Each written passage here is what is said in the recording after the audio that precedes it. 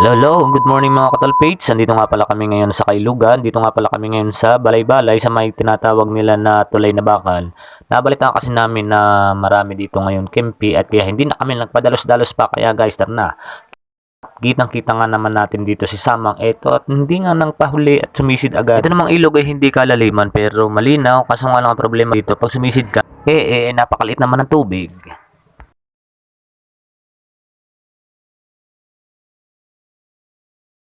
Narito nga pala kami ngayon sa Kailugan nga pala ng Balay-Balay. Dito nga pala kami sa may Tulay na Bakal. Napakasarap palang sumisid sa ilog. Tapos nanghuli nga pala kami ngayon ng yung kempi. Ang dami kasing kempi pating. Kempi pala, camping mga katang. Yung maninipis. Guys, yan, makikita natin guys mamaya yung aming mga nahuli. Napakarami pala dito nakukuha kasi napakaliit na tubig. Ito na nga at atistingan ko sumisid kahit hindi maalam. Pag minsan try lang. Kita-kita nyo namang hindi ito makakalunod.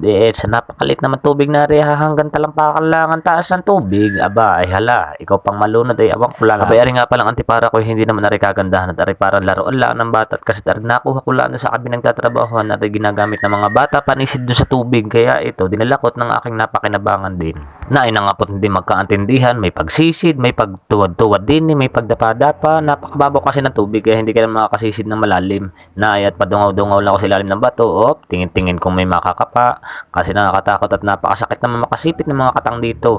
Meron kasing babae, meron kasing lalaking katang, yung kasing lalaki nakakatakot at napakalalaki ng sipit dito ng mga kimpi. Ito kasi masarap na alang-ang. Ito yung inaalang-anganan lalagyan ng ating ng mura na napakasarap naman at pwedeng gawin pinae. Naingat hindi nyo napapansin ito at nagpapanggap lang na maalaman ni Sid pero okay lang naman kasi napakasaya naman sumama sa mga gantong event. Naingat si Samong ay nag-aayos nung kanyang lalagyan ng katang kasi imbis daw na dumami ilalong paunti at yung pala naman may dinadaan ng butas sa tabi hindi niya namamalayan na yung nakakatakas na pala.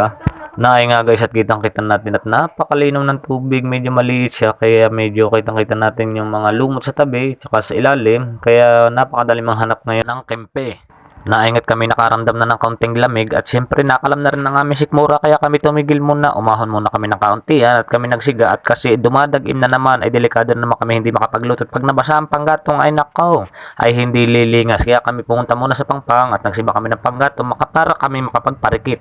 Naingat lulutuin na namin yung kaisa-isang nalhuli naming isda ay hindi pala ito pala dalawa at merong dalag at saka yung tawis ay napakalaki naman, tsambang-tsamba na nga lang na nahuli kaya nga ito na lang ang aming lulutuin at para meron kaming maipaksiw at amin ito at ito na nga pala guys yung aming mga nahulig na kahit pa paano nakakaipon. Tingnan mo naman guys at medyo mahahati na yung aming timba na ay nga pala yung mga itsura ng kempe. Yan yung mga katang na maninipis. Na ay na nga po't aming dinubduban na ng maraming apoy at na ay na naman parating na naman ang dagim na akadlat pa. Kaya kami dali sa pagluluto na ay nga't asbok na, umuusok na ay para kaming nasa tapahan Sabi ko nga kay Samang hala Samang paspasi at napakalapit na ng ulan at baka tayo hindi makaluto at di matapos ang ating ayun at na ay na nga at naraos din ang aming nilawtong na isda at natabol pat akin titikman muna kung ari na.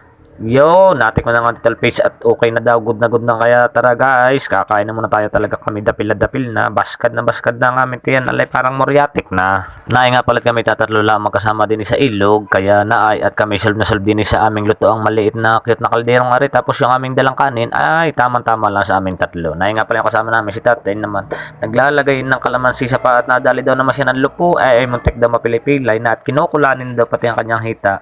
Kaya guys, kayo makahigop na rin sa aming pangulam at nako, ay labanan na ari. Yan ang sarap humigop ng sabaw na at pinagaya ko yung aking malutuan para lagyan ko ng sabaw. At aba, ay nasa sabaw pala naman ang lasa. Naipatit yung dalag, aba, ay kargado ng piga. Naninilaw pa ang mga piga niyan.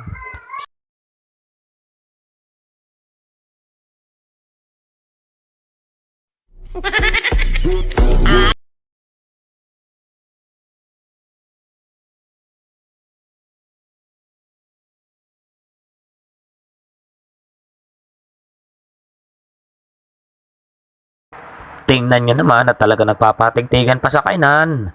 Nagkakaalam pa kung sino ang kaulihang matatapos din Hindi naman magkakaanohan at wala namang huhugas ang pinggan na at ihahambyaw na lang ang dahon sa ilog pagkatapos kumain. Na ay pala at tinitira na yung ulam at naubos na yung kanin pero napakarami pang ulam. Papapakinalaang ni tatay para daw mas masarap, para daw maubos at nangihinayang nga naman di na naman pwedeng iuwi at sayang din naman pag itatapon. Kaya Dahil na nga po at magpapartihan na nga po kami ng aming huli at na tinatakla sa kanya-kanyang lalagyan ay po ang kanya-kanyang mga timba at para malaman natin kung gaano kadami yung ating mga nahuli. At naman pating partihan ari walang maaapi at siguradong walang madidihado kaya okay na okay nga pala ang aming partihan. Aba, ay pati ata ultimo sabaw itatakalin din ni Sama. Abay, tama na, bayaan na yan sa kanila. At yan nga palang dinadakot ko ay kaparte na ng isang tao. Biruin mo guys, so napakarami. Kung bibilihin mo yan, siguro babalor din to ng mga kung magkano din. At ito na nga ang aming mga nahuli. Salamat po sa ilog at kami binigyan ng ganari karaming pang ulam.